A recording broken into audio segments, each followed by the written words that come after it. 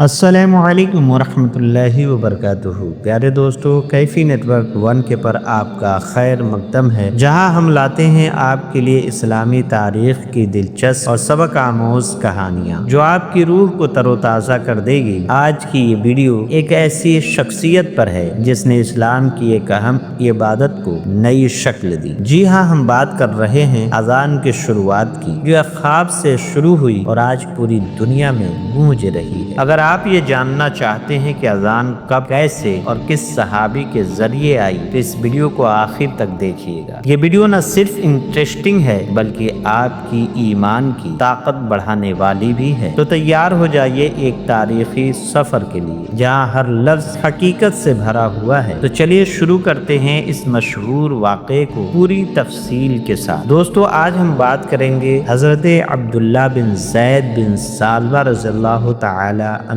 کی۔ یہ وہ مہان صحابی ہیں جنہیں اللہ تعالی نے خواب میں اذان کے الفاظ سکھائے۔ لیکن پہلے ان کی شخصیت کو تھوڑا اور گہرائی سے سمجھتے ہیں، کیونکہ ان کی زندگی خود میں ایک مثال ہے۔ حضرت عبداللہ بن زید رضی اللہ تعالی عنہ کو عبداللہ بن زید انصاری کے نام سے جانا جاتا ہے۔ ان کی کنیت ابو محمد تھی۔ ان کے والد حضرت زید بن ثعلبہ رضی اللہ تعالی عنہ بھی صحابی تھے اور انصار کے قبیلے سے تعلق رکھتے تھے۔ ان کا تعلق خزرج قبیلے کے شاخ بنو جسم سے تھا۔ اس زمانے میں عرب میں علم بہت کم تھا، لیکن حضرت عبداللہ بن زید رضی اللہ تعالی عنہ اسلام قبول کرنے سے پہلے ہی عربی لکھنا پڑھنا جانتے تھے، جو ایک نایاب ہنر تھا کیونکہ اس وقت بہت کم لوگ کتابت جانتے تھے۔ ان کی اولاد مدینہ میں بستی تھی۔ ان کے ایک بیٹے کا نام محمد تھا جو ان کی بیوی سعدہ بنت قلب سے پیدا ہوئے۔ ایک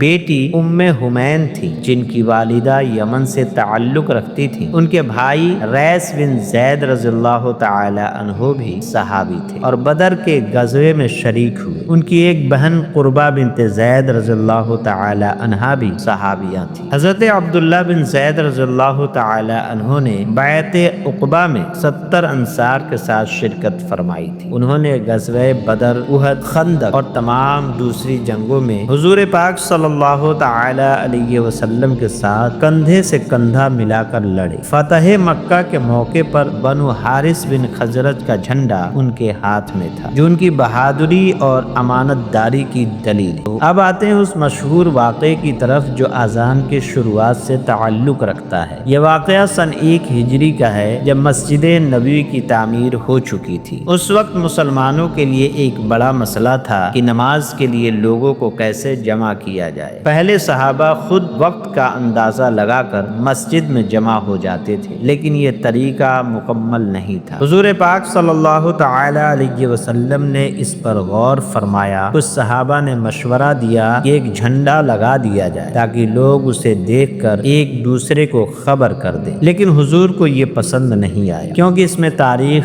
ہو سکتی تھی۔ پھر کسی نے یہود کے نرسنہا، ایک طرح کا بازا جو لمبی آواز دیتا تھا، اس کا ذکر کیا، لیکن حضور نے فرمایا کہ یہ یہود کا طریقہ ہے، ہم اسے نہیں اپنائیں گے۔ اس کے بعد نقص یعنی گھنٹی کا مشورہ آیا جو نصارہ عیسائیوں کا طریقہ تھا، لیکن حضور نے اسے بھی رد فرمایا۔ حضرت عمر بن خطاب رضی اللہ تعالی عنہ نے ایک بہترین مشورہ دیا کہ ایک شخص کو مقرر کر دیا جائے جو نماز کے وقت اعلان کرے کہ الصلاۃ جامعہ، یعنی نماز کے لیے جمع ہو جاؤ۔ حضور پاک صلی اللہ تعالی علیہ وسلم کو یہ مشورہ پسند آیا اور حضرت بلال رضی اللہ تعالی عنہ کو یہ فرض سونپا کہ کچھ عرصے تک یہی طریقہ رہا، لیکن اللہ تعالی کو کچھ اور منظور تھا۔ حضرت عبداللہ بن زید رضی اللہ تعالی عنہ حضور کی فکر سے اتنے پریشان ہوئے کہ انہوں نے دعا کی اور اللہ تعالی سے گزارش کی۔ اس رات انہیں خواب نظر آیا جو تاریخ بدلنے والا تھا۔ حضرت عبداللہ بن زید رضی اللہ تعالی عنہ خود بیان فرماتے ہیں، جیسا کہ سنن ابن ماجہ میں روایت ہے، میں نے خواب میں ایک شخص کو دیکھا جو 2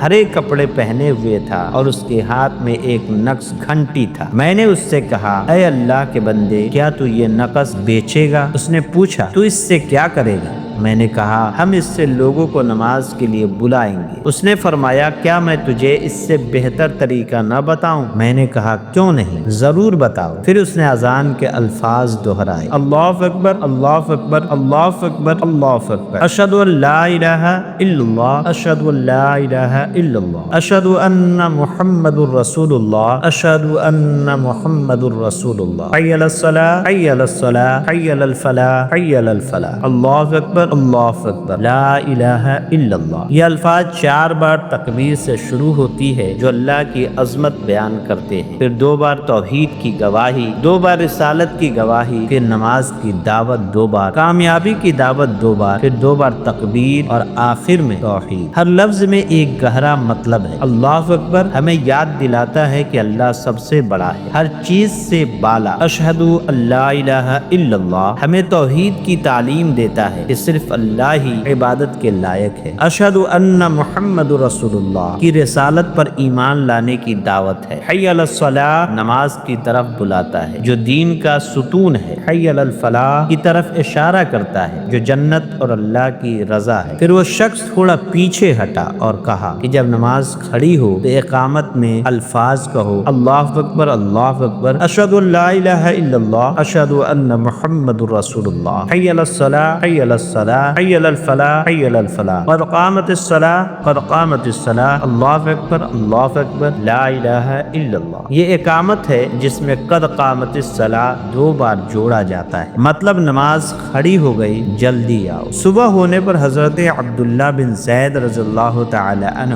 حضور پاک صلی اللہ تعالی علیہ وسلم کی خدمت میں حاضر ہوئے اور پورا خواب بیان کیا۔ حضور نے فرمایا انشاءاللہ یہ سچا خواب ہے۔ پھر حضور نے حکم دیا تم بلال کے ساتھ کھڑے ہو جاؤ اور یہ الفاظ انہیں سکھاؤ کیونکہ ان کی آواز تم سے زیادہ بلند ہے۔ حضرت عبداللہ نے الفاظ بتائے اور حضرت بلال رضی اللہ تعالی عنہ نے پہلی اذان دی۔ عجیب اتفاق یہ ہوا کہ جب حضرت عمر بن خطاب رضی اللہ تعالی عنہ نے یہ اذان سنی وہ اپنے گھر سے چادر گھسیٹتے ہوئے نکلے اور حضور سے عرض کیا یا رسول اللہ، اس کی قسم جس نے آپ کو حق کے ساتھ بھیجا میں نے بھی یہی خواب دیکھا۔ حضور نے فرمایا الحمدللہ یہ بات پختہ ہو گئی۔ ایک روایت میں ہے کہ حضور نے فرمایا یہ خواب اللہ کی طرف سے ہے۔ دوستو اس خواب کے بعد حضرت عبداللہ بن زید رضی اللہ تعالی عنہ نے اتنی خوشی محسوس کی کہ انہوں نے ایک شعر کہا، میں اللہ کی تعریف کرتا ہوں جو عزت اور بزرگی کا مالک ہے۔ اذان کی وجہ سے مجھے یہ علم ملا جو اللہ سے آیا۔ 3 راتوں میں ہر رات میری عزت بڑھتی گئی۔ ان کی زندگی کے اور بھی واقعے ہیں۔ ایک بار انہوں نے اپنا سارا مال صدقہ کر دیا جو ان کی کمائی کا ذریعہ تھا۔ ان کے والد نے حضور سے شکایت کی تو حضور نے فرمایا اللہ نے تیرا صدقہ قبول کر لیا لیکن اسے وراثت کے طور پر اپنے والدین کو لوٹا دے۔ حجۃ الوداع کے موقع پر